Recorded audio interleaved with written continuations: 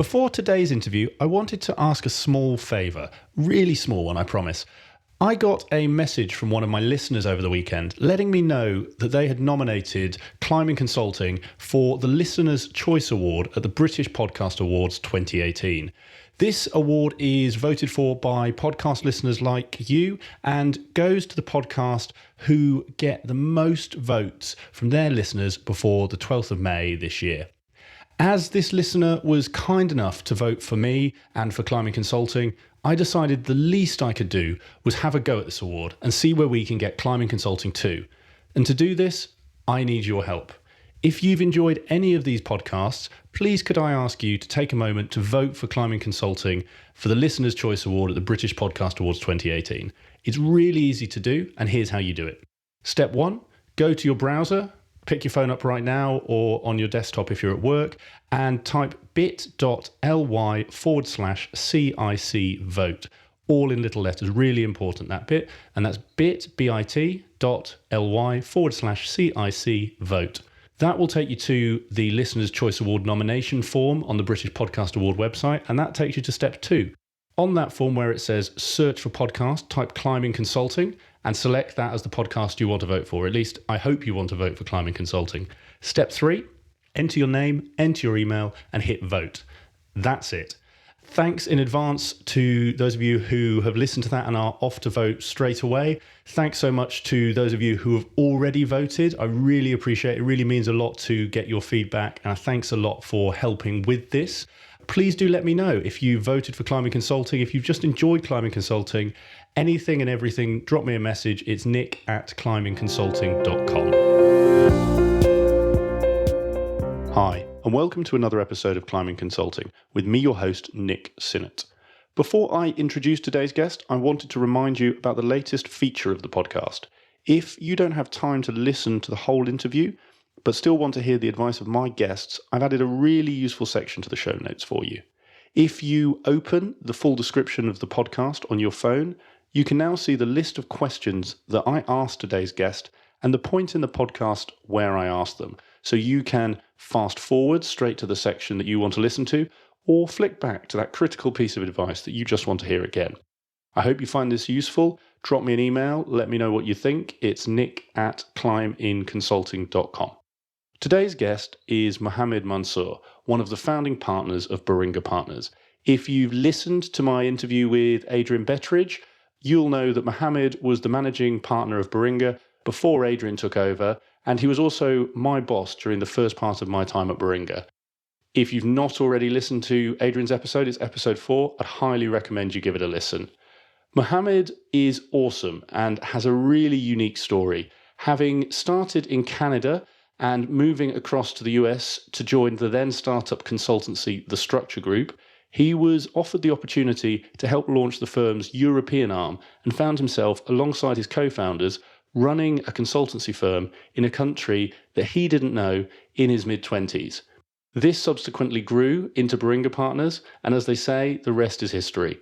We cover a whole range of topics in this conversation, including how Mohamed found himself running a consulting firm at such a young age and the key skills he had to develop as part of this, Mohamed's advice on how to become a good leader, and the key foundations that he and the founding team put in place to create the unique culture that Baringa was and still is renowned for. I had a great time speaking with Mohamed, and I'm sure you'll get a lot out of what he has to say. So without further ado, please enjoy my conversation with Mohamed Mansour. Hi there, Mohamed. Welcome to the podcast. Hi, Nick. How are you? Yeah, very good. How are you doing today? I'm very, very well. So I think just for my listeners' benefit, really. So Mohamed used to be my boss. So we've had Adrian Betteridge, now managing partner of Baringa, on the podcast before. Mohamed ran Baringa before Adrian. When did you hand over the reins and move back home? 2015. End of March 2015 was my retirement date from Baringa. And now you're... So we transitioned my role probably about 6 months before that as part of the transition. And I assume there was a bit of a transition from moving home as well, because London to Vancouver must have been quite a shift to go back.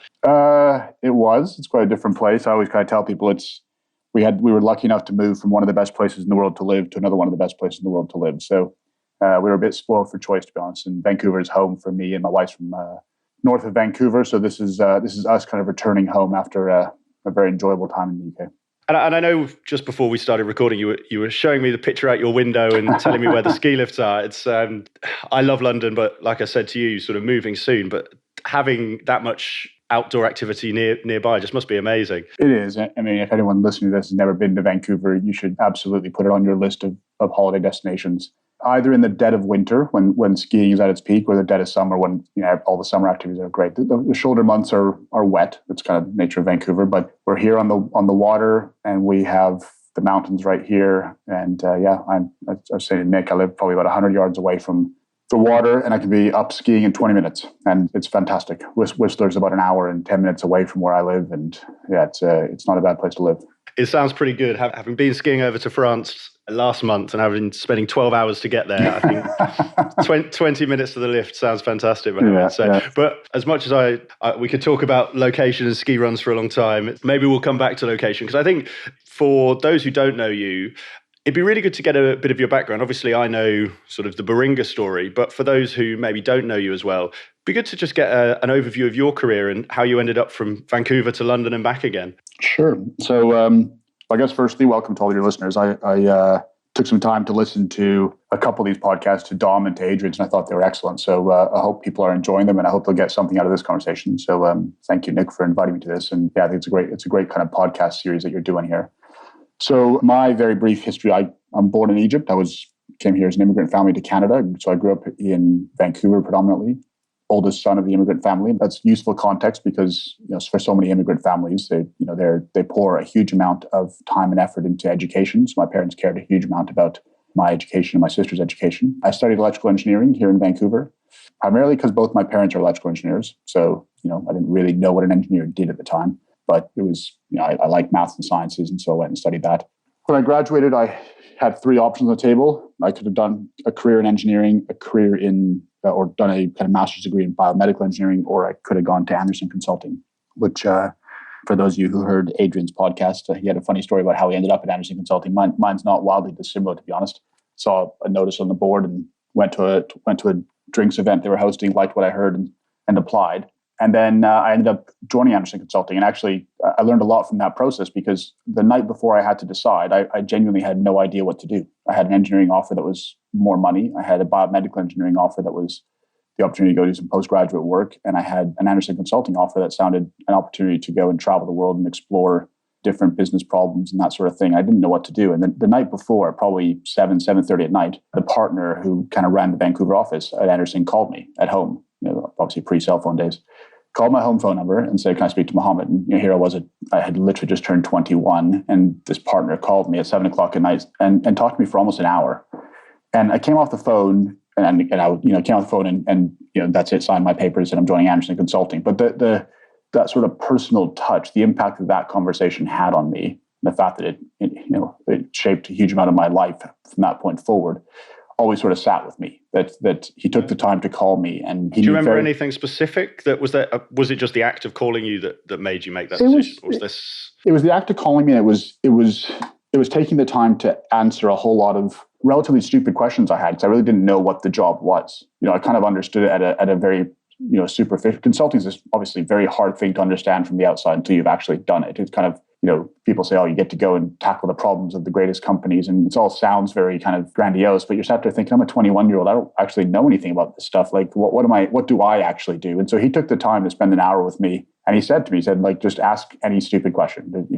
I'm here to convince you to join, is what he said to me. I'm not here to assess anything now. So we're through the assessment phase. Just what do I need to explain to you to make you understand what you're coming to do? So truthfully, I don't remember any of his answers. I'm sure they were very, very Do you remember good. any of the questions? Some of my listeners will be either people looking to get into the industry where you were, or just people. I think, to your point, even if you've worked in business, if you've not worked in a consulting business, you probably have a lot of those questions. Do you remember what any of your questions were? I think I had questions about the fact that I was an engineering graduate. I wasn't a business graduate. So I kind of asked questions about, is that relevant? Are there business things I'm supposed to know that I don't know? I mean, I'd studied a fair amount of economics, but, I hadn't done a business degree.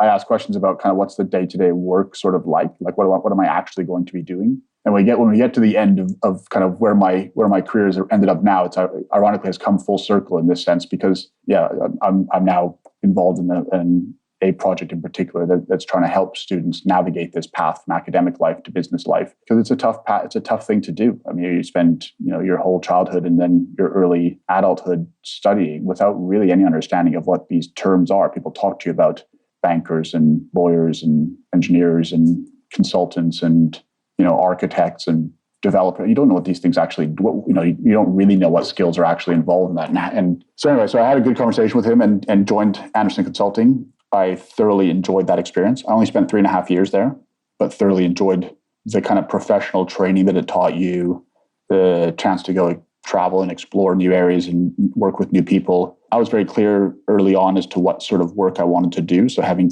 after about 6 months or a year, I kind of said there's a particular space around kind of liberalizing energy markets that I was quite interested in. So I reached out. Anderson at the time was great. I'm sure it's great now, but my only context is of the late 90s. It was great about basically you were able to kind of reach out to people anywhere in the world, and you had this kind of directory, and people were pretty open to it. Most people would respond to you within a day or two if they got what used to be called an octel. You got a voicemail basically from someone anywhere in the world. And so I reached out to the partner who led a particular practice. It was a relatively small practice. He was based in Phoenix, and he replied to me saying, "Super, thanks for reaching out. Can you please get in touch with this chap in San Francisco?" And met him and suddenly rolled into that group. And it was a relatively small group, but we did some really fun stuff. I worked across the northeast of the US and then laterally in Northern Europe. I then left after 3.5 years. One of the associate partners of that practice had left to start what became the structure group. So he started a company and pulled a few of us over and said, I really want you guys to come and be part of this journey. I was 24 years old at the time, but it was a very, very new field. And we were, doing some pretty interesting stuff. So, we went across and started consulting and created a firm that was focused just on that one space. I spent 2 years in the US with the structure group. So predominantly in Houston, and then laterally a little bit of time, again, back in the northeast of the US.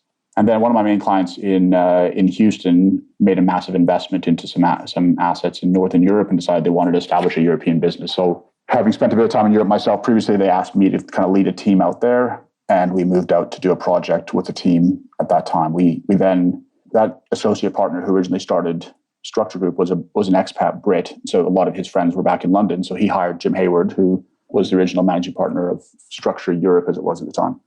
So we hired Jim at the same time that I went over, and Jim and I got to know each other quite well. Truthfully, I loved Jim from the first day I talked to him. Felt like I had been incredibly blessed throughout my process to have some tremendous mentors. I've had some excellent peers and some wonderful people who've worked in the organization, but as much as anything else, I have had some unbelievable mentors. So we started building Structure in Europe. And so we built that from 2000 till 2002. Suddenly Enron exploded. And a lot of our clients at the time were all sort of US energy companies coming to Europe. And they all then went back to US because they had credit issues and they couldn't fund their business anymore. So they disappeared back to the US, and we decided to separate the two companies at that point. So Structure Europe, we basically bought out the position that Structure Group had in the company and basically charted our own course from there. I'm sure we'll come back to all the kind of history of Baringa and stuff. In essence, that was a decision point for me as to whether my wife and I stayed in Europe or came back. We decided to stay in Europe and chart that course with the company over there. We're just really enjoying London, the people. And anyway, so we'll come back to some of that. But we, then spent a wonderful next 13 years. We spent 15 years in total in London. So we were there till 2015. We had 4 kids there, all born in London.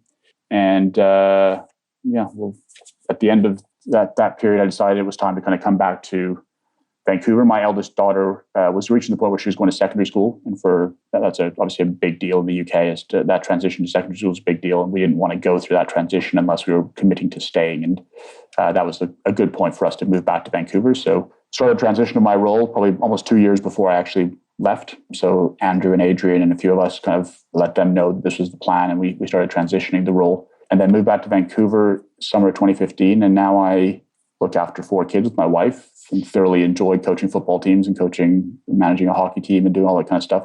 I get pretty actively involved in my kids' lives. But during the day, I spend my time now investing in social impact businesses. So for-profit social impact businesses. The one in which I'm most actively involved is an education business that, to set at the start, kind of helps young people navigate the transition from academic life to work life, which we can talk about too. So that's the brief. Very fast potted history. Yeah. No, there you go. Thank you for that, Mohamed. And I think, like you say, there's a lot of different areas to delve into that. So you're a first generation immigrant into Canada? Yeah. I didn't know that at all. And what was that like? And what impact did that have on that early career and beyond? I mean, in Canada, it's easy, to be honest, because there's so many first generation or second generation immigrants in Canada. It's just Canada's a wonderful place for people to immigrate. I mean, it's very, very welcoming. It's an easy place to get to know people. So, I mean, it wasn't unusual. So I enjoyed growing up here in Canada. My old man became obsessed with hockey as soon as he arrived. The first day he saw it, he said, "That thing looks amazing. Let's watch that." And so, we were immersed in Canadian culture. My parents did a great job of that. So yeah, no, that was terrific. No, it sounds it. And I think the other question really that I think follows on from that, but you sort of, like you said, you started your consulting career at home in Canada, moved quite quickly to the US, moved over here. For some people, that's quite a big deal, moving countries, packing up your life. At what point did your wife appear on the scene? How much was she involved in? Which move did she sort of come into? We started going out when I was traveling back and forth to the US as part of, so after I joined Structure, when I was traveling back and forth to Houston, and then we made the decision together to go to Europe and the decision together to stay in Europe. So we were both, young and ready for an adventure, and it was a great decision. And do you remember at the time any of the, I guess, questions you asked each other or, conversations you had about that move? I know a lot of people who me and my wife and ahed about whether to move. We didn't in the end, but interested for others who maybe are thinking of it. For you, were there any questions, or was it just, there's this great project over in Europe, let's go give it a go? No, it was probably that, to be honest. I mean, the bigger move was the decision to whether to go back to Structure as it was when we were doing the kind of separation of the two companies. That was probably a bigger decision because Structure at the time, it was already going, it had already established, it reached critical mass. It was doing great things. It was, the flywheel was turning over there. And we were, in Europe, we were just getting started. We were 18 months in, we were scrambling around for a few companies, most of which had left because they'd gone back to the US and shut down their shops. So we were struggling. We had, to our credit, we only had one loss-making month ever in our history, but it was really tough. It was hand to mouth early days, and it was a decision as to whether we stayed and did that or whether we went back. But to be honest, I loved the people that we were doing it with in London, and I was ready to kind of give it a go, to be honest. So we didn't agonize over the decision. I think the decision always felt like it was the right one. But we knew what decision we were going to make. We just had to kind of go through the process of thinking it through. But it worked out really well. Yeah, definitely. And obviously, Adrian given us his view of where it's gone, and I mean, it's even doubled since I was there. It's phenomenal. And those 18 months, just for my listeners. So you had Jim, who was the managing partner when you moved over. You had yourself. How did those early days? How did that team grow? Was it you and Jim for those 18 months building it? Did you build the early team quite quickly? The early team came relatively quickly. So we had, and it's an important. I talk to people when they're kind of thinking of starting, businesses and so on. We had a cash float basically from the US. So here's an amount of money to invest in hiring people, and so we weren't pulling money out of our bank accounts from day one. But we knew we wanted to pay that back as quickly as we could. So we had money to go and recruit people. We recruited several people in the early days. The key first big hire for us was Andrew Chittenden. So Andrew joined right early on. And I say that because really Andrew, Jim, and I led Structure really probably the three of us until Adrian came on. The three of us were the senior partner group, and in a very inclusive group in general. So that's not to kind of take anything away from the contributions of a huge number of other people. But the three of us were the senior partners. And I say that because, Andrew, Jim, and I often reflect on the fact that no one and even no two of us could have made a success of it without the third. So the three of us were, by luck, by design, a perfect coming together of three people who shared a very common set of values in terms of how we treat people, how we treat clients, how we behave in our personal lives. We're three quite similar people in that sense. But we're also three quite different people in terms of what we bring to a leadership team. Jim was, in your color spectrum, I know there's lots of different spectrum of these things, but Jim was your classic sort of yellow character. He was a big thinker. He was much more emotionally engaged with he's an emotionally engaging sort of person. Wonderful, wonderful person with clients. All three of us, I think, we're very good with clients, but Jim was incredible with clients. Andrew was a very analytical blue character, very good at being dispassionate at the time when you need to be dispassionate about certain issues. And then I'm a classic sort of red character. I'm a driving character. So I like to come up with a strategy and then drive it. And so the three of us worked tremendously well together. And I think a huge part of the success we had came down to the fact that three people happened to come together that were a perfect match of skills. I want to find out about that, but I do just want to, because I've not actually heard about that. Like you say, there's a number of different management theories about different types of people and how they come together. The one you've just referred to with the colors, just for my listeners, what's that called? Oh, I don't even know. It was it's been superseded by many, many better things, but it used to be yellow, red, blue, and green was the yellow, red. I'll put it in the show notes. I will go and dig out what yellow, red, blue, and green is, and we can find that. And to that point, like you said, so it sounds like Jim was the first hire from the person who founded Structure. You went over. How did you find Andrew? Was it were you looking for someone with that specific skill set, like you said, or was that more fortuitous? Jim and Andrew had worked together previously at Anderson Consulting. So most of our early hires were all from Anderson Consulting. It was all people who Jim had worked for, and then we kind of gradually expanded across that community. So Andrew was, I think, the same level, like similar start group to Jim or around that time, and so they knew each other quite well from Anderson days.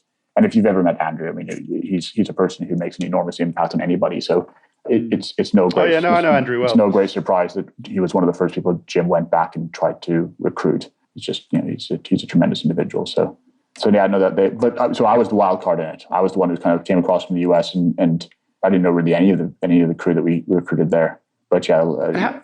How old were you? So because I'm trying to do the maths in my head, but how old were you when you moved over to the UK for that side of Structure? 26. Quite young to be in that position in a consulting firm then. Yeah. And that's, throughout the process, that was definitely one of the things that was always in the back of my mind. I always was quite young for what I was doing. So yeah, it's, I didn't, we don't really do gap years so much in Canada, and, back to kind of being the oldest child of an immigrant family, you don't sort of take these long gaps. You sort of, you go schooling, get to university. University for me wasn't a long drawn out process. It was a 4-year process. I graduated a little bit early from that. And so, I was off and running just after my 21st birthday was when I joined Anderson Consulting. And so, yeah, so it all happened relatively quickly. And I happened into the thing I really loved in terms of a sector very quickly. And so by 22, I was in the sector I wanted to be in. It was a brand new sector in which, if you'd done it for 2 or 3 years, you were the one-eyed king and the king of the blind. And so it became a whole lot of events happened such that I found myself suddenly, 26, 27, being a relative expert in a field. So how did you actually nail down that is your field? Because I know people who've been in the industry for 10 years and they still don't necessarily have, that field that they're as passionate as you obviously were about energy. Was it just a feeling of doing the work? Was it something, you thought about where you want to take your life and this field helped you do that? How did you decide it was the one for you? So my dad is kind of loosely my dad's an incredibly well-regarded electrical engineer, as is my own for that matter.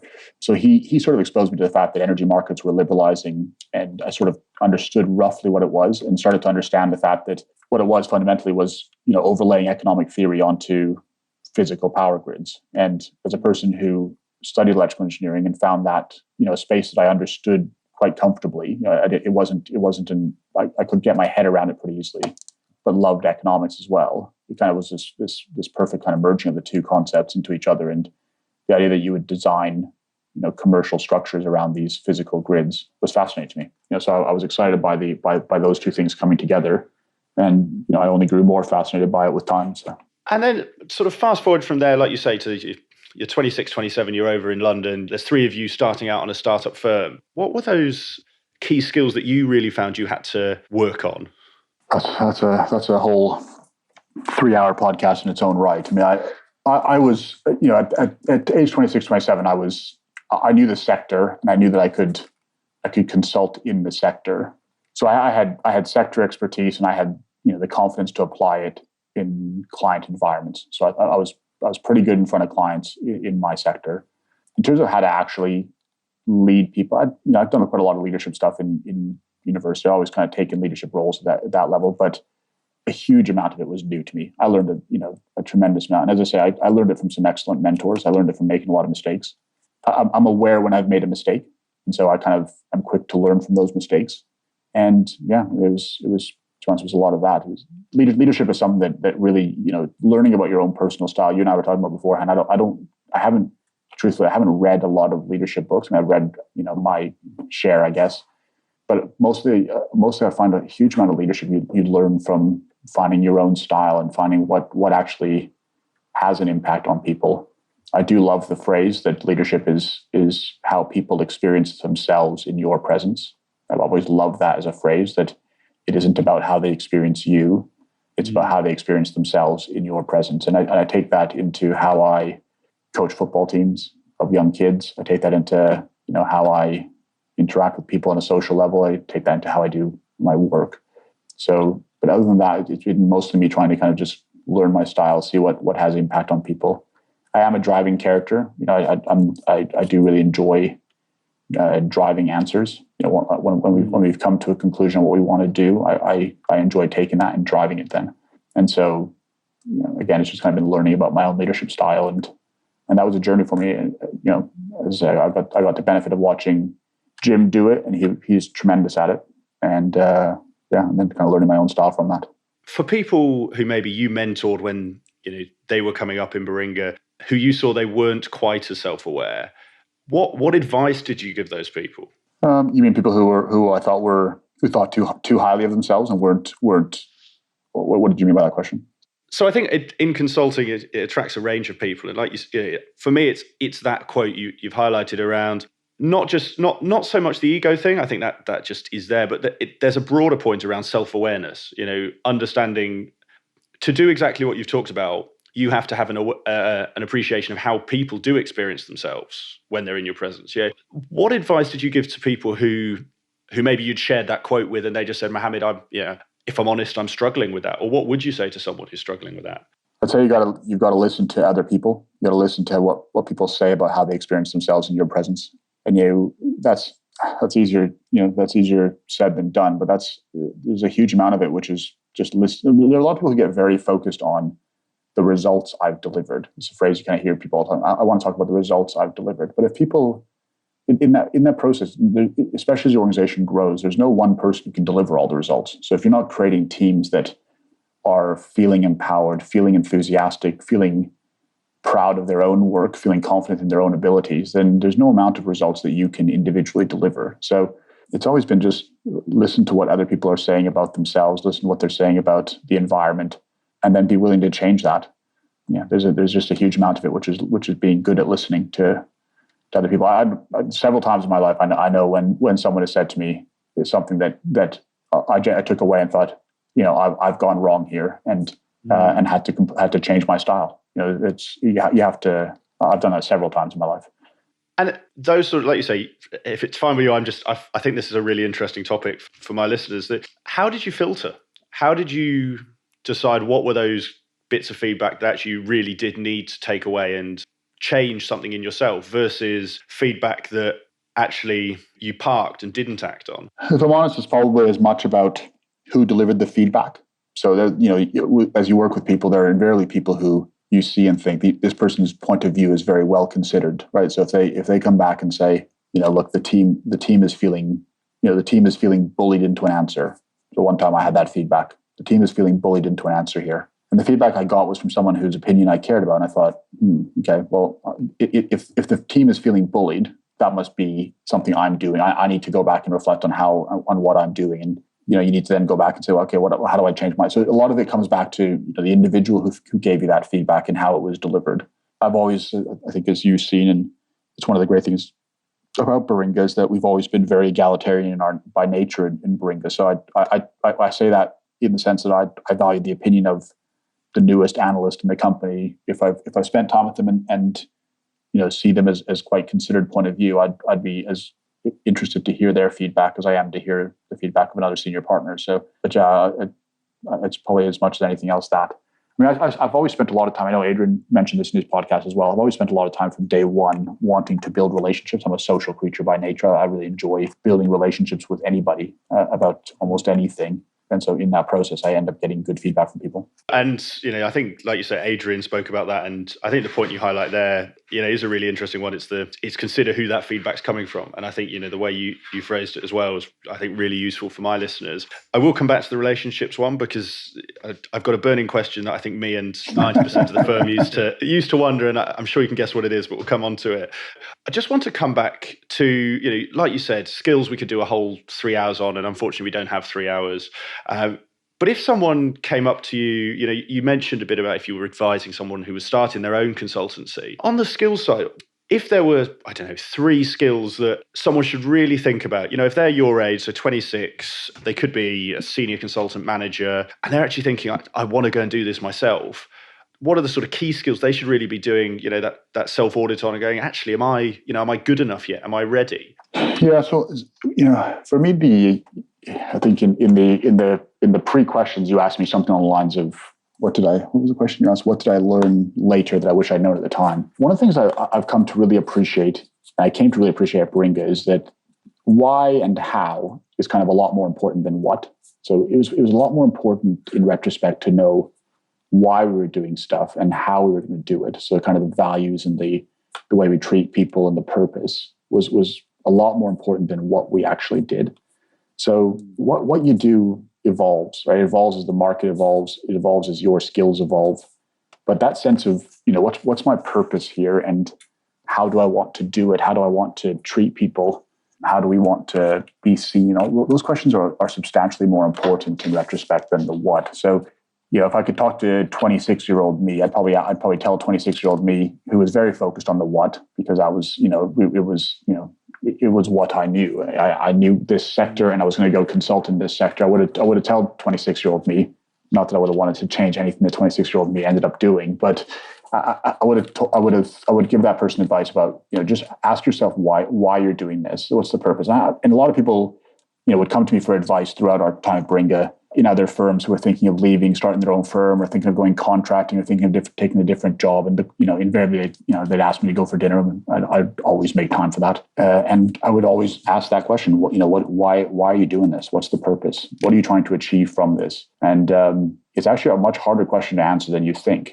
Like when you've had, if you have, like I had up to that point, a relatively prescribed life almost, where you went to academic life, went to university, went to get your first job, and you've never actually paused to ask yourself questions of purpose. And so I think that's a really important part of kind of understanding what you want to do if you're 26, 27-year-old and trying to figure out whether you should stay where you are, start something new, join another firm. Those are some really important questions. Skills. Just before we go on, because I think the why one is a really interesting point. How early, you've got young kids now, but at what age would you sort of start them on that journey? Because the point you just made, I think, is key, and I'm definitely of that generation where you do your exams, you go to university, you get a good job, you climb a ladder. We'll come on to it later, but the world is changing. When should people be thinking about why, and like you say, answering that before getting on to actually just cracking down and doing whatever it is they're in? I think invariably it's a question of an individual's maturity. So my eldest daughter is only 13, but I think she's already starting to form views on her purpose and why. Other people are 23 before they know enough about themselves to really be able to answer that question. But it is something that I think people need to be, trying to answer for themselves. There's no course you take at university. There's no course you take in schooling. There's no, when you take your first job, there's no boss that will ask you to answer that question or to evaluate it. But it is a really important question. It actually became a really important question for us as a firm. Like, Baringa became obviously so much about the culture of Baringa. It became as much about the why and the how as it became about the what. What evolved substantially. We added new sectors. We do different types of work. The firm continues to add amazing things that it does. But it's purpose and values and method and the how that keeps the firm feeling consistent and being successful.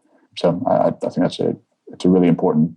So I don't know when you should start doing that, but it's something that I encourage. So my eldest just happens to be 13 going on 30. So she's ready to kind of be answering these questions herself, and she's doing that. Other people, don't really know the answer until much later, but it is a really important question to answer. Yeah, definitely. And apologies, I cut you off as you were about to tell us about the skills for those who if they've decided the why and the how and it's still the what they want to pursue?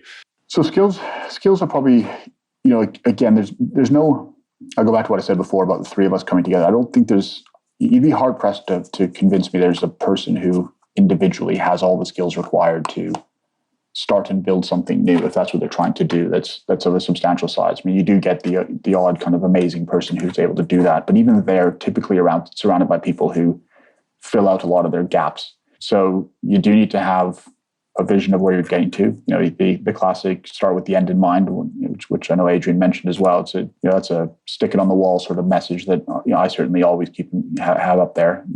Always start with the end in mind, but that's hard too. Some people just aren't vision people. They have a hard time imagining the end, but you need that skill set. You do need to have, I think, analytical skills. You do need to be willing to be dispassionate and let the data take you where the data takes you. Sometimes people get so convinced that they know the answer that they keep pounding at it even when all the data tells you that isn't the case. And you need to be incredibly persistent. You need to be willing to drive something through a lot of obstacles. We had a lot of obstacles the whole way through. There were times when, in the same day you'd be euphoric and then you'd be inconsolable in the same day. That's, you have to be able to drive through those. So that's, you have to know whether you're really up for that or not. Because it is, on some days it is soul destroying. Starting a company, I've now got six early stage companies that I'm invested in and advising, and and some I have much bigger roles than others. But it's the same thing. There are some days when you think this thing's going all pear shaped, and some days when you're going to conquer the world, and you have to be able to kind of drive through that. So a lot of it is really about. It's not so much hard skills of do you know how to do a cash flow model.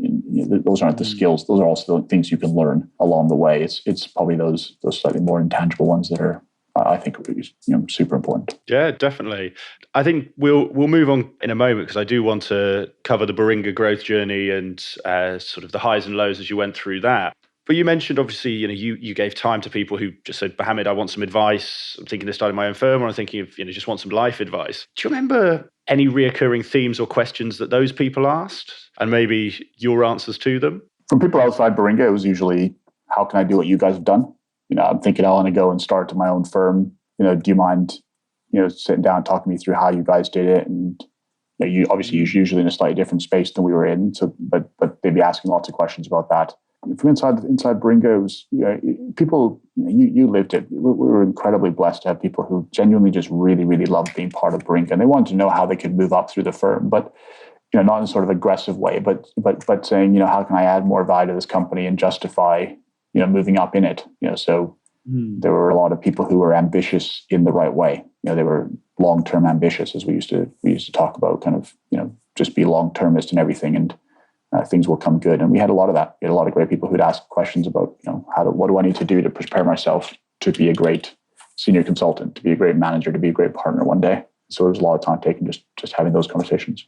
Are there any, obviously the long-term view is one element, but were there any other common themes almost across grade that when people said to you, what do I need to do to prepare myself to get the next grade up or make partner?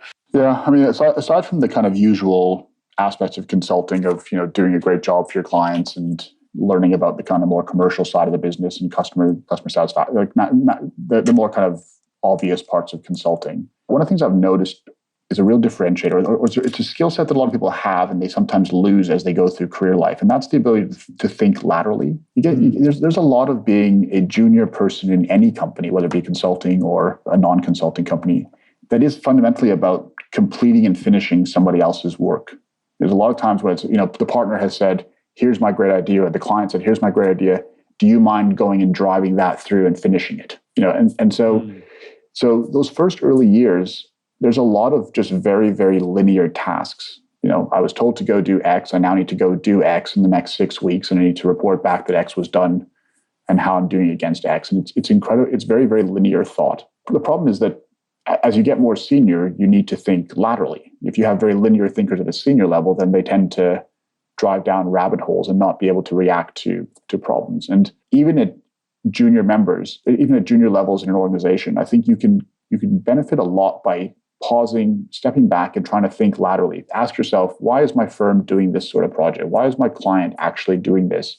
Not why have they asked me to do a requirements document, or not why are they trying to change their billing system. What are they trying to do in general? If I step back and think, because understanding that, I'm gonna be kind of cliche and go back to, if you understand the purpose of why they're doing this project, it allows you to react when certain things come up that don't feel like they're consistent with that purpose. So I'm doing this thing, I've hit this roadblock, I could keep plowing through it, but I've suddenly come to think that maybe this path I'm on is not consistent with the why we're doing this project. And I always felt like those were the most effective people in the firm. The people who would come back and say, look, you told me to do X. I've been doing X for 3 weeks. I've now realized that I think we don't need to be doing X. We need to be doing Y for these reasons, because I've understood the purpose and I can think laterally. And that skill set become, if being an analyst is 90% linear thinking and 10% lateral thinking, as you get more senior, that swings the other way around, right? So the ability to think laterally, it's less common than you think. There's a lot of people who I suspect are lateral thinkers, but those many years of 5, 6, 7, 8 years of being predominantly linear thinkers kind of beats the lateral thinking out of them, and then they forget how to think laterally. So it's a general piece of advice almost for any level, but especially at the more junior levels to be able to do that. I remember when I was very early on at Anderson Consulting, I had a great friend of mine, and we did several projects together in the space we were in, and he and I used to just, we used to sit in the car, or we'd go to Starbucks and we'd chat for an hour. And we would just sit there and think laterally about this topic, so why are they doing this? Why aren't they doing X? And we would play off each other, and we'd go read and we'd challenge each other. And, we didn't have to do that as part of our role. If anything, it probably got in the way of us doing our role even better than we could have done, because I got too distracted by that some days. But it made us better consultants overall, that we'd pause to understand, where's this industry going? Where's my client trying to fit within that industry? What strategic objective are they trying to meet with this project? And then, that's a hugely important skill set. And because I think that's a really interesting point, and like you say, how that changes over the grades, that mix of linear versus lateral. And I know you sort of forewarned me pre-podcast that if I ask for books and business, you're more of you read a lot of autobiographies and historical books, and so I'm not going to ask the book question, but feel free to answer it with it. Is if someone was trying to take what you've just said and implement it, how would they go about it? Is it like you say, find a friend, grab a coffee, and do those brainstorms? Is it something you can do on your own? What would you recommend? I'd recommend finding people who want and doing it together. I think it's a very hard thing to do on your own.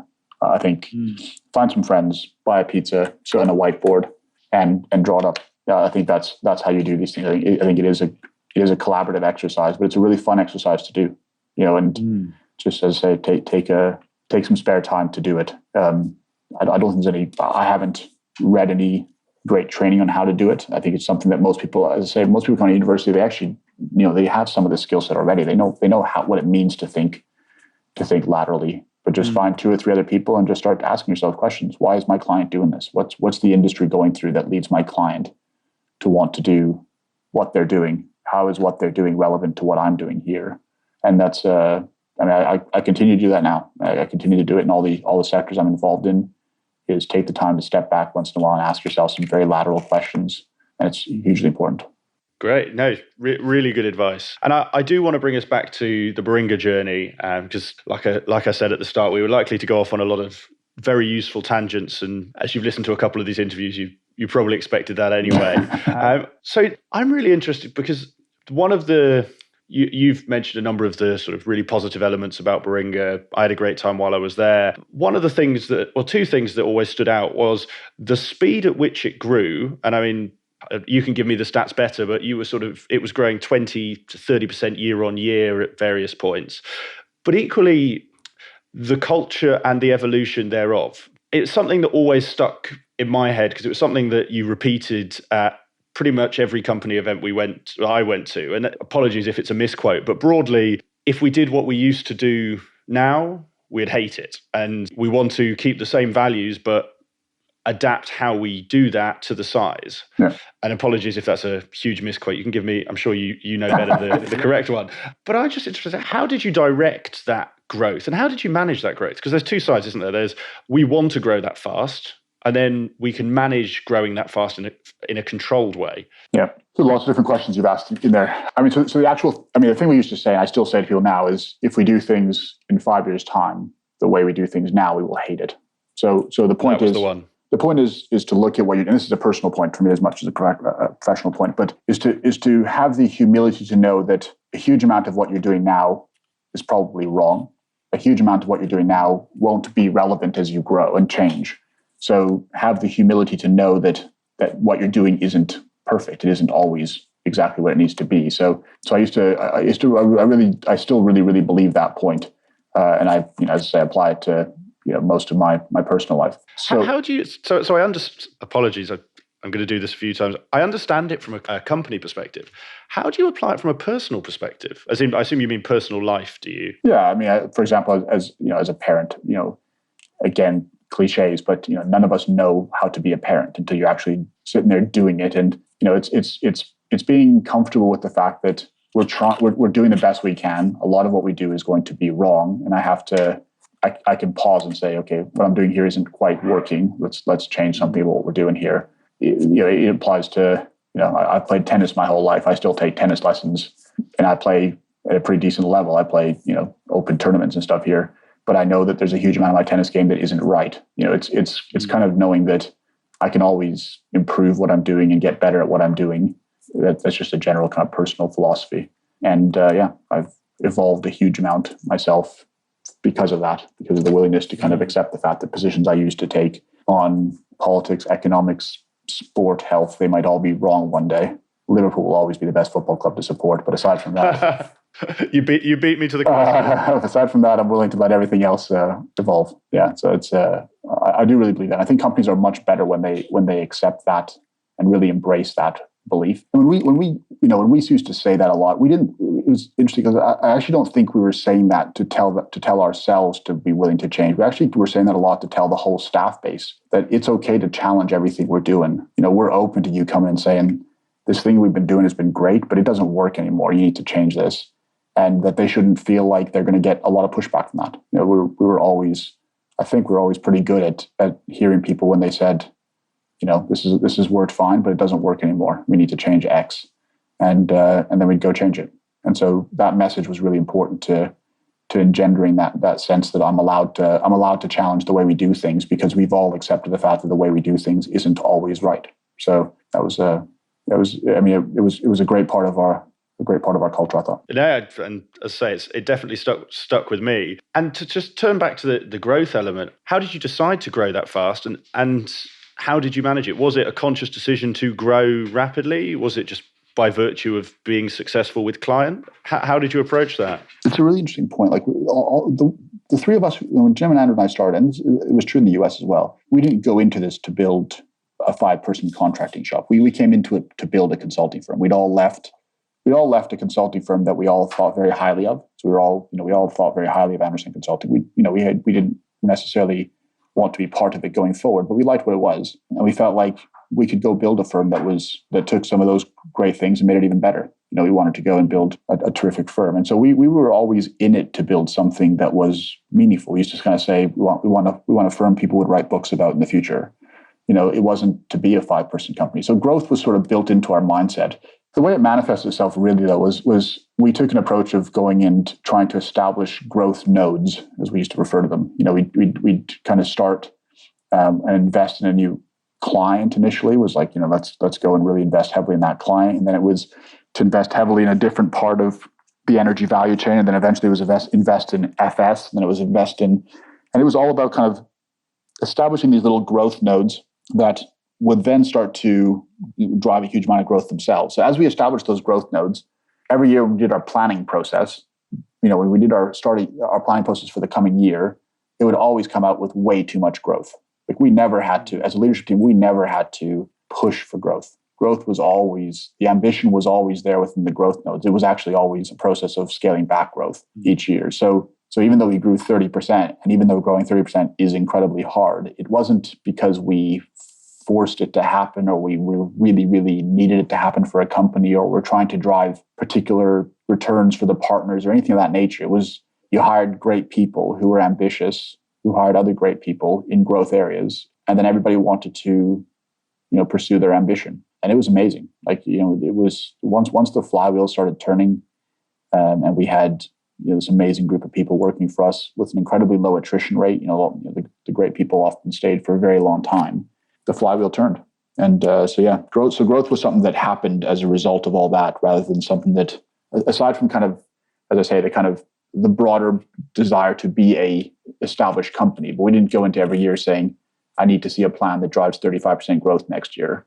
We went into every year saying, person A, come back and tell me what you want, what you think is the growth in your area. And when we added it all up, it was always a huge amount of growth. And then people went and delivered on it. We just an awesome group of people who went and delivered on what they said they were going to deliver. And you made the point there around those extremely low attrition rates. You made a culture and a place that people wanted to work. What conscious steps did you take to ensure and maintain that with growth? Because you do hear stories of companies where they've grown extremely fast, and as part of that, they lose their culture, or they lose, what made people join in the beginning, or the culture changes to respond to that growth. How did you make sure that didn't happen at Baringa? So one of my favorite phrases, and I want to credit Jim with this, but I'm sure he got it from somewhere else, that we adopted very early on, was there are no silver bullets. There's only 1,000 silver pellets. And that was a really important thing for people to get their heads around with culture. Everyone always says, what was the key to your culture? And the question exposes the problem. There is no key to culture. There's 1,000 silver pellets to culture. There's no one thing that says, we buy fruit and we have, people always say, we had a flat hierarchy, we had this, we had that. But there's no one of these things you could go pick up, put somewhere and say you're going to have a great culture. It was really 1,000. It was 1,000 silver pellets. It was, if we had one overriding aspect of Baringa that, and it's going to sound very trite, but the overriding aspect of Baringa that was a common thread that tied everything together was that we were all long-term focused. Like, that is a really important aspect of people's personal lives, and it was an incredibly important aspect of Baringa. We were all incredibly long-term focused. The partnership agreement is structured to reward long-term success. Our relationship with our employees, if they or their partner or their parents were going through a difficult time and they needed time off, the company was incredibly supportive during those times. A, because we wanted to be, because these were friends of ours who wanted to be supportive of them, but also because we knew that if you want people to support the company, this company must support them at that time as well. So we were incredibly supportive of people. Again, that really long-term view of the relationship with staff. We had incredibly long-term relationships with our clients. We would do whatever we had to do to make sure that our client wants to be our client for a very long time. That we bent over backwards to make a success of things when they needed to be. That we took it on the chin when we needed to take it on the chin. That we were honest with them when we needed to be honest with them. Those sort of long-term relationships are incredibly important. So, as much as anything, that is the common thread that goes through Baringa. And again, it sounds very trite, but it's incredible. In a lot of organizations, a number of very short-termist decisions that get made. And invariably, there are short-term decisions that have to get made once in a while. But if they're done within the context of something that's more long-term, then it kind of works. And we were pretty good at that, I think. But in terms of culture, as I say, it was so many different things. And I say this because it's a really important point for me to get across. 5% of the great ideas we had in terms of culture came from the leadership team. 95% came from, I hate using the term staff because it draws some sort of delineation, but came from the company as a whole.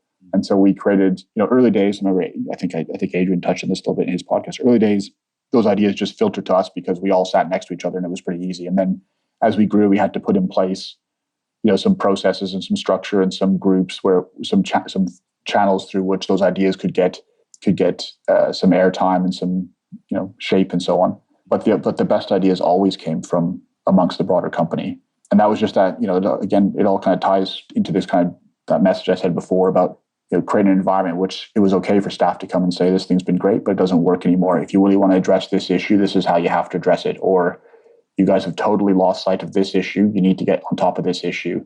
So creating that environment in which it was okay for people to come and tell us that, because, we were telling them, we knew it. We know that what we're doing isn't necessarily right.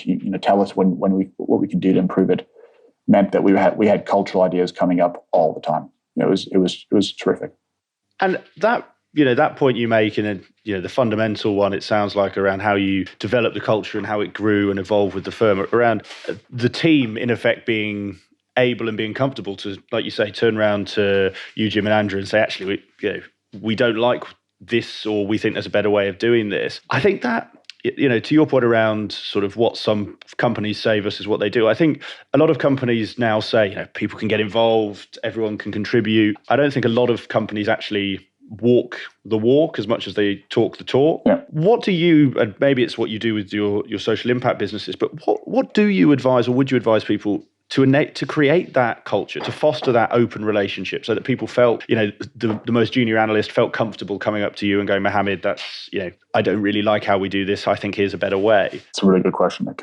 Part of it is individual personality. So part of it is being approachable. We as you remember, we didn't have offices in which partners sat. We didn't have, if everyone was getting a Baringa laptop bag, we all carried the same Baringa laptop bag. There was no sort of sense of entitlement amongst the partners or anything of that nature. We kind of deliberately didn't want a culture of deference in the company.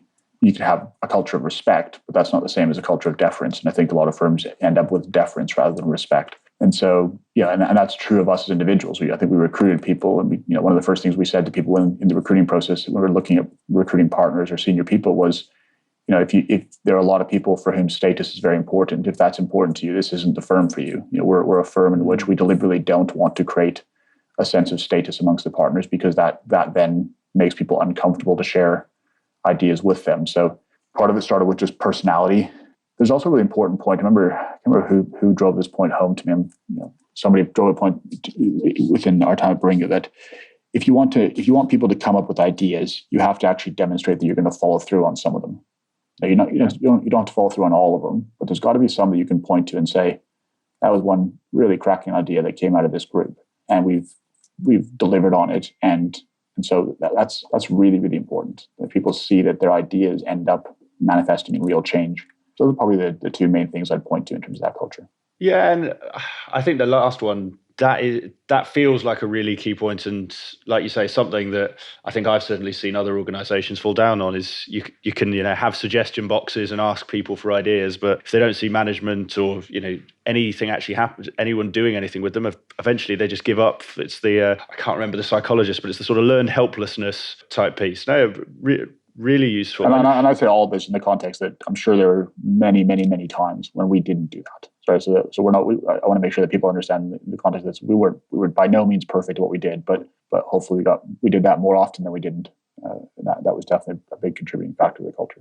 Yeah, definitely. And I've been holding it back, but I've got to ask you, because and this is a personal skill of yours that I remember that myself and many of the firm were in awe of, but I think talks a lot to the point you made way back when around being good with clients. And this was your just ability to remember people's names. And I know you don't read, sort of, like you said, you don't read a lot of self-development books, but that being able to build rapport with people and show them that you care about them, you're thinking about them, there's a lot of power in name. And you had an incredible gift at not just remembering people's names, but with some people you could go halfway down their family tree. I seem to remember. Yeah. I mean, how do you do it? And I'm just hoping the answer isn't I'm just quite good with it. Is there a technique that you found that worked for you? Is there something that when you were younger really clicked and you started using? How do you do it? Well, I guess two things. Well, one, and I'm by no means perfect at it, but I did kind of I do definitely value it. So I spent a lot of time.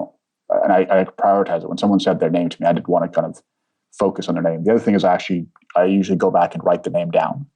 So I'm quite a visual person. So having met someone and they said their name is Majid, and it's a name that you don't necessarily you won't necessarily remember unless you go back and write it down. And once I write it down and see it, then I typically always remember it. So I tend to write it down, focus on it. If I see the person again and I can't remember their name, I'll go back and try to remind myself what their name is or find out. It was something that I felt was important to know. So it wasn't something that I just sort of shrugged off and said I could just say, hey, mate, and get away with it. I wanted to actually write it down and remember their name and care about that. And I still do now. I do care about people's personal lives and being sensitive to that. And if I've met their husband or their wife or their kids, and I want to remember that, and I want to make sure that I've said their name to them. And it's people, it's an incredible difference when you've had a conversation with someone who's actually used your name versus not using your name. Like people invariably do get a sense of comfort and warmth when they hear their own name spoken by the other person to them. They know who they are, and I always liked that. I like people walking away from that feeling good about the conversation I've just had with them. It's the kind of how do they experience themselves in your presence? They experience themselves as an individual who's valuable and has had an impact. And your follow-up question might be the one I'm about to answer, but the other thing I used to always do is I used to write Christmas cards to everybody, as you know, and I used to. It was on my list. Yeah, I used to handwrite Christmas cards to every year, and I learned that actually from John Timpson. So Adrian and I went and saw John Timpson speak. Sorry, Sir John Timpson. And now that I say that, I'm almost certain his first name is John.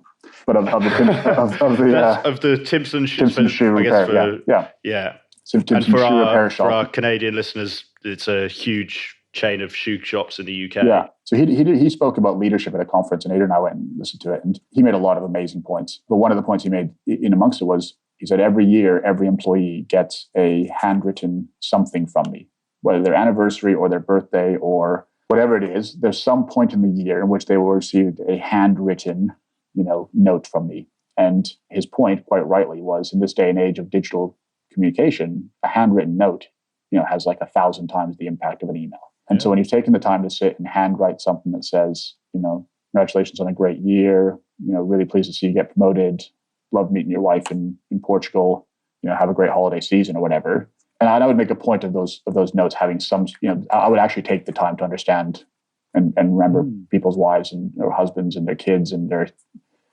family situation, or they get promoted. I would take the time. I would use that as an opportunity to kind of go back person by person and just remind myself of when they joined, how long they've been there, and I would sit and write that. And it would take me months to do those. And initially it was a plane ride. I remember the very first set I did was 20 Christmas cards I wrote on the way to San Francisco, I think it was, or something.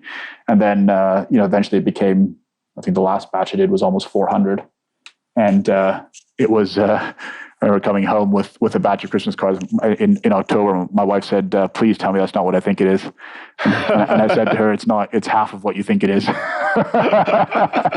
It was a big old task, but people loved it. And, every January people would say it's one of the best things I get here. I love the fact that you spend the time to do that. So it's about prioritizing these things. I think there is a really interesting point in there, and just to share with you and my listeners, I do genuinely remember the Christmas cards, and like you say, not only the name piece, which I was always in awe of, but I do remember the personalized note, and like you say, it had the exact impact, that positive feeling. And I think there's, if I look back at my time at Baringa, and I'm sure you architected this with the senior partners, Baringa placed a lot of emphasis on elements that if you were an accountant, you would get rid of because they cost money and don't necessarily deliver a tangible ROI. In this sort of age where businesses are trying to cut costs and everyone's using automation to streamline and outsourcing, people almost forget the intangible elements. I do always remember, and maybe this you took from John Timpson or others, but Baringa majored on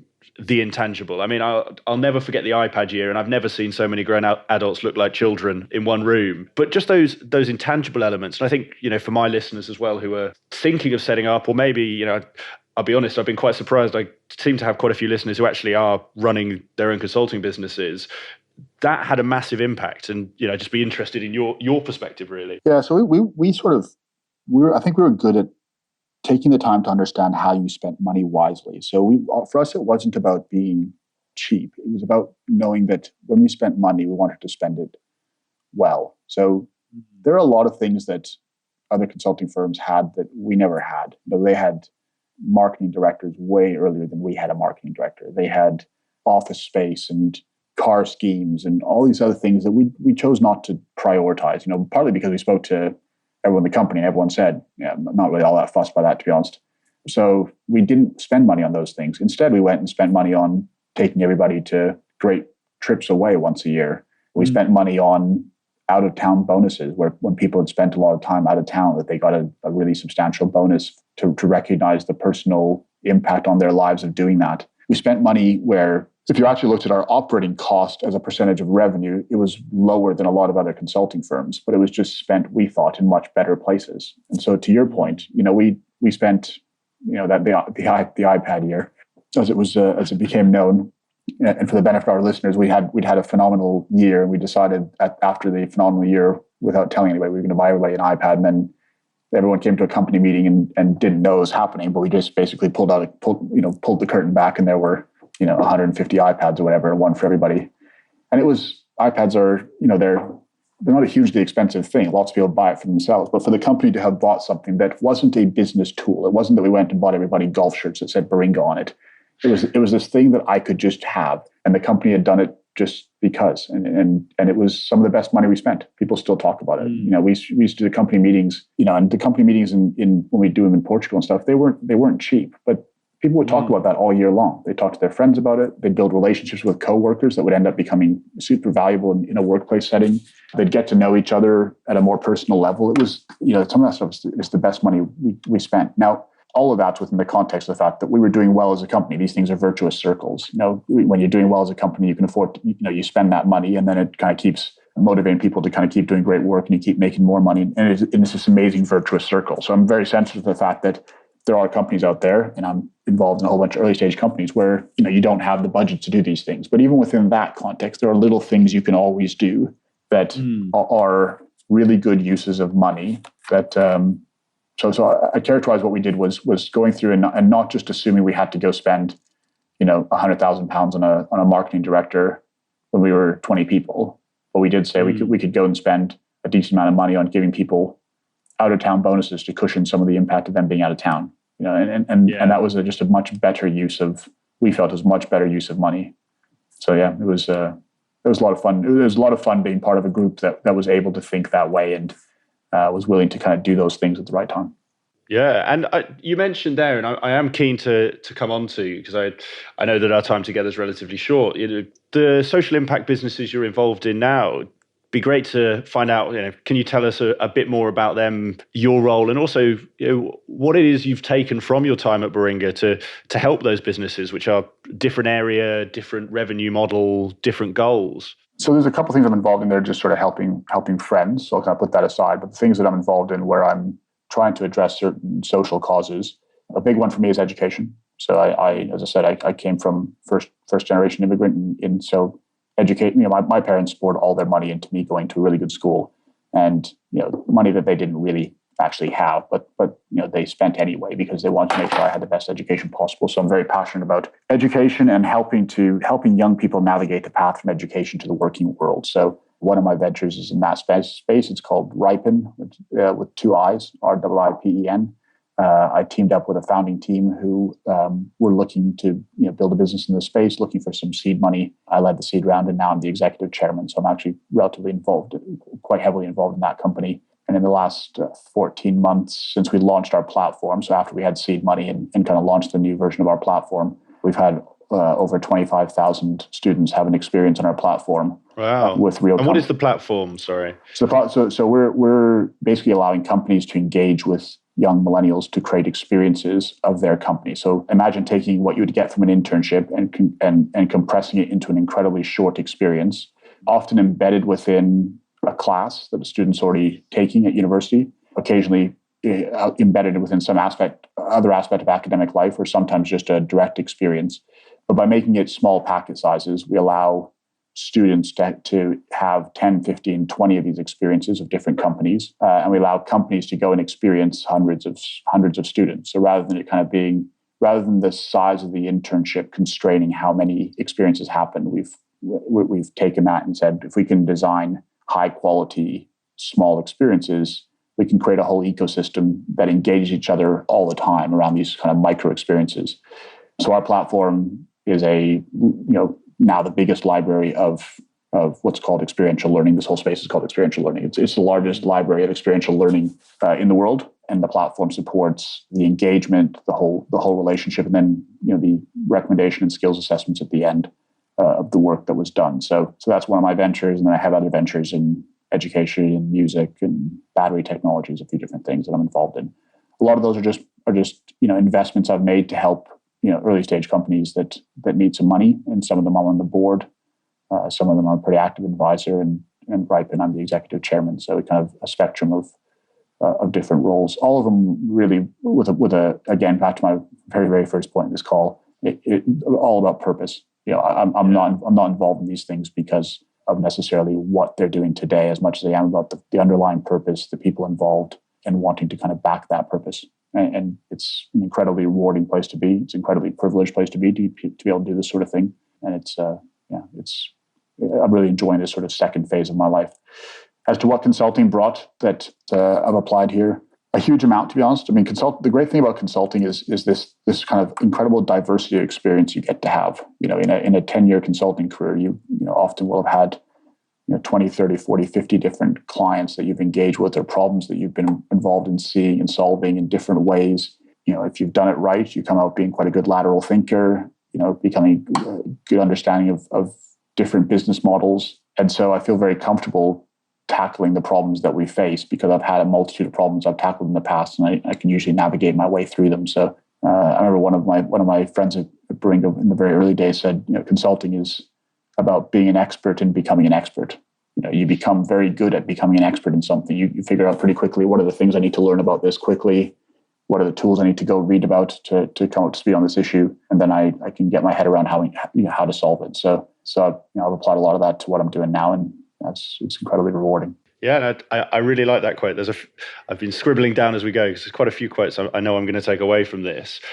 And the ripen point's really interesting, and I know we've not got too much time to go into it. This is one of those things where I think there's lots of things today we've discussed that we could spend a lot more time on. But the point you mentioned there, it's about helping young people, and millennials, as the sort of colloquial term has now been coined, understand work. And one of the perceptions around the sort of millennial generation is everything's fast, everything's driven by social media. People are used to getting immediate gratification. You're obviously, to your point, the key things around Baringa and a career in general was that long-term view. What advice, do you find yourself giving either through Ripen or direct through maybe mentees you work with to that millennial generation who are approaching work? Or maybe the better question might be, what should consulting businesses who want to attract these people be thinking about to make sure that they get the best from them and offer millennials the best work environment and are able to keep hold of them? I don't really buy into the slightly pejorative sort of social narrative around millennials. A lot of people kind of like to cast millennials as various phrases I just don't buy. I have a huge amount of respect for this generation. I really like the way they think about a lot of things that people have come across, and so I've got nothing but good things to say about millennials. I think it's true to say millennials do care a lot more about purpose. I think they are a lot clearer about that than certainly my generation. I remember having dinner one time with, I think the lady who called herself a generational sociologist or something. I don't even know what the term means, but she was kind of saying that. That's a great title. Yeah, it is a great title, isn't it? It's not quite professional tea drinker, but it's not far off it. But she said most generations are very, very shaped by the kind of major global events that happened during their teenage years. Did you grow up in an era like I did that was, it was a Reagan, Thatcher, Gordon Gekko, 80s, go, make lots of money sort of environment. And that was the world in which you grew up in. Or did you grow up in an era that was 2008 credit crunch, 2 failed wars, major environmental, damage happening around the world, et cetera. And so I think millennials are shaped very heavily by the fact that they've seen that, the generation that's currently leading the world isn't doing a very good job all the time. And that asking questions about, why you're doing certain things is really important. It's a question that truthfully none of us asked of my generation, because it was, where am I going to go and create something and make some money, and that was what you thought purpose was. And I think millennials now are much better at understanding what real purpose is.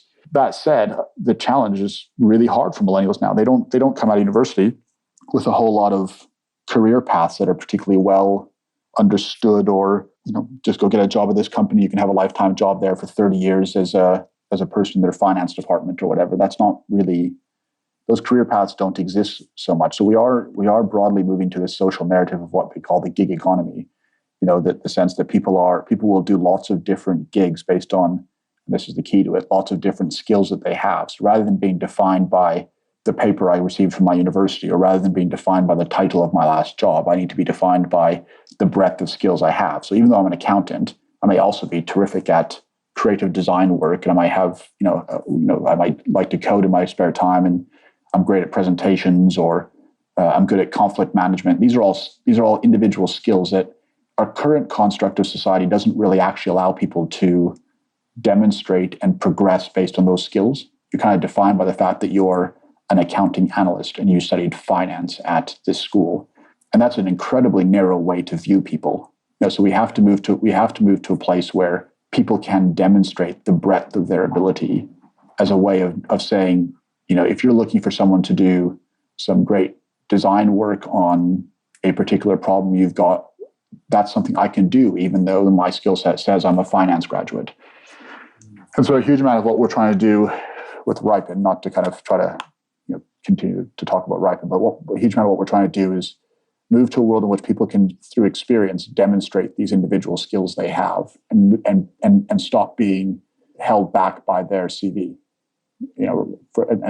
For students, they're particularly held back by their CV because the vast majority of students, their summer job was working at Subway because that's what they could get. And their degree, they're the first person in their family to get to go to a university, and they went to their local university that might not be a big branded university, but it's the best they could do. And they're a smart kid. Truthfully, they didn't know what to study because, their parents do something completely different than what they want to do in life. And so they didn't know what to study. And in the current construct, that person graduates and never gets a good job. They never get a chance to actually demonstrate what they could do, because they never got the good internship. Their resume looks like it's a average degree from an average school, and society kind of lets them down. So that person who's taken the big risk to go spend the money to go get their first, to get their degree and has poured in, 15 years of their life and their schooling, comes out and doesn't know what to do with it, and gets a little bit let down by society's structure. So I'm acutely sensitive of how hard this must be for millennials to deal with that sort of social structure right now, and that broader narrative that is moving away from offering you a job for life and moving to all these little kind of micro experiences, micro jobs that you're going to get and gigs that you're going to get and stuff. So we're trying to be part of that. We're trying to help be part of that solution for them. Great. Well, so I'm very conscious that you've got another meeting coming up. While it's the evening here, I know you're right in the middle of your business day. And I just wanted to finish up with, it's two questions. They are questions I ask every guest. But if I'm honest, just because you prefaced it right up front, I'm going to ask you if you want to answer the first one. And that is around books. So I like to ask all my guests, and you made the point around some of the podcasts you listen to. I like to read. I like to ask my guests what books have had an impact on their life, or what books they find themselves recommending to others. Now, actually, I'm very interested in your recommendations because you were quite clear at the start. You said I don't really read sort of self-development books, business books. Are there any books that you find yourself recommending to people, and they can be in any genre? The book I probably recommended and bought for the most people was a book called Nixon Land. So Nixon Land was written by a guy named Rick Perlstein, and he wrote a book about basically American history from 1960 onwards. So kind of, or maybe go back to early 50s. So say early 50s onwards, with Nixon sort of as the protagonist. So it kind of charted Nixon through that period as well. But it was sort of one chapter about a major social change in America, and then one chapter about Nixon through that social change. And I recommend that book for two reasons. One, because I think it's easier for people to underestimate just how much change happened in America in that period of time. Like America was, a demonstrative, and there's still a huge amount of change that still needs to happen, right? So these things aren't social changes that have finished, but it's a fascinating read of riots and issues on campuses and civil rights and women's rights and wars, and it's just an awesomely interesting read. I read it probably 10 years ago, and then I read it again 3 or 4 years after that, and I've given it to most people who are interested in some sort of a book like that. And the interesting thing as well through that about Nixon, I'm not a huge Nixon fan, but the phrase that Nixon used to describe himself was that he was an orthogonist. That's what he called himself. He said, "I'm an orthogonist." Society sees. And he portrayed himself as an orthogonist against Kennedy, who he lost to the first time running for president. Kennedy was, he was Northeastern, he was well-educated, he was very good-looking, very charismatic, and Nixon was none of those things. Nixon came from a broken home and a poor background, and he was incredibly bright, so he managed to get himself to a good school and that sort of thing. But he always saw himself as not Kennedy, and he created a whole sort of, this is a whole kind of political discussion for another day, but he created a whole sort of desire to pull people together who saw themselves as not something else, rather than sort of almost a party of what they weren't rather than what they were. And I do think a part of what society is struggling with right now is there are a lot of people who do define themselves by what they're not rather than actually what they are. And so, I mean, it's a fascinating period of history, and I really like that book.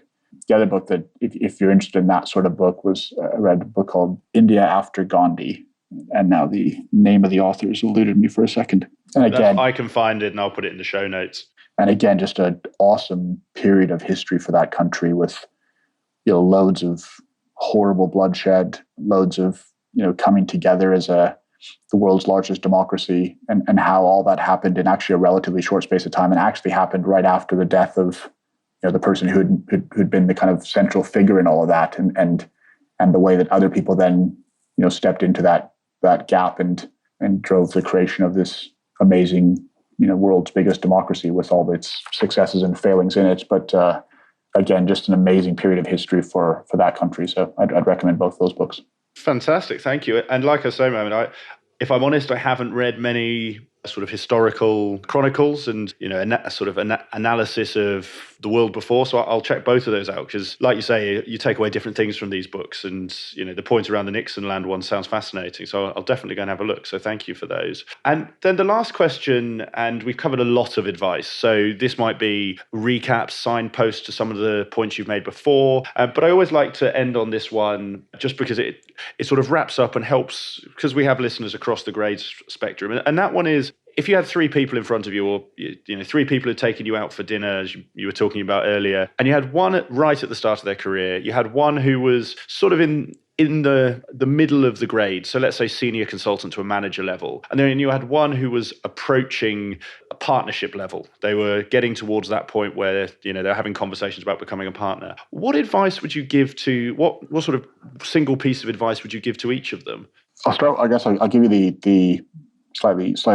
Well, I'll give you the one answer I'd probably say to all of them, which is that enjoy it. I mean, consulting is an amazing thing to do. To be honest, it's an amazing privilege to have clients welcome you into their environment and take the time to help you understand what they're trying to do and what they're trying to go through, and how you might be able to help them. It's amazing to work. The consulting does. It's certainly my experience. It attracts some amazing people to work with. So it is a terrific career to have. Consulting can, though, and I know Adrian touched on this too, consulting can become all-consuming. If you let it become all-consuming, it does become all-consuming. And I know periods of my life when it was all-consuming, when everything else sort of dropped away, and you have to just never lose sight of the fact that it is ultimately just a job. It's kind of you do need to exercise, you need to have the right relationships at home, you need to have a social side. You need to learn about topics outside of work. I love the idea of kind of pick a hobby and learn new hobbies. I think all that stuff is super, super important. And you know to love it, love the diversity of it.